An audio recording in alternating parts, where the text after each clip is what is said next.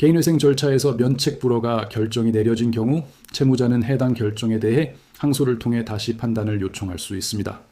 면책불허가는 채무자에게 매우 중요한 결과이기 때문에 법원 역시 일정한 절차와 근거를 바탕으로 판단을 내리게 됩니다. 그러나 이 과정에서 사실관계가 충분히 반영되지 않았거나 제출된 자료가 충분히 설명되지 못한 경우에는 상급법원에서 다시 검토될 여지가 있습니다.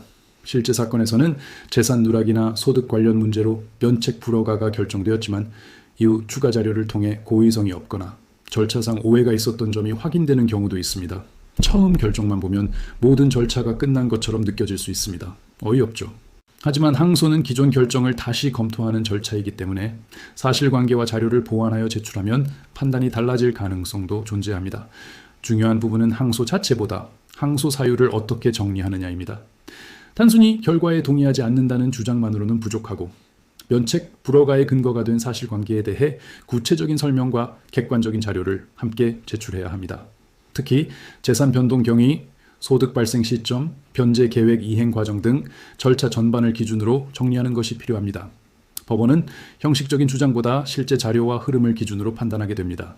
법률사무소 아신에서는 개인회생 사건을 진행할 때 처음 신청 단계부터 면책 가능성과 위험 요소를 함께 검토하고 불허가 결정이 내려진 경우에도 그 사유와 근거를 기준으로 항소 가능성을 검토해 왔습니다.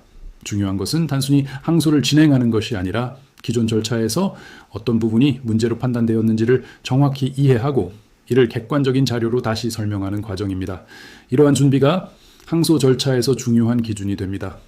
결국 면책불허가 결정 이후에도 절차가 완전히 종료되는 것은 아니며 항소를 통해 다시 판단을 받을 수 있는 기회가 존재합니다.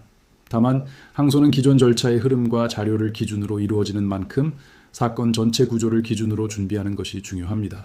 이러한 기준으로 개인회생, 채권추심, 강제집행까지 연결되는 사건 흐름을 함께 검토하며 진행하는 곳이 법률사무소 아신입니다.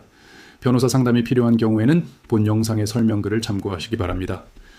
구독과 좋아요는 보다 꼼꼼한 법률 상담에 도움이 됩니다.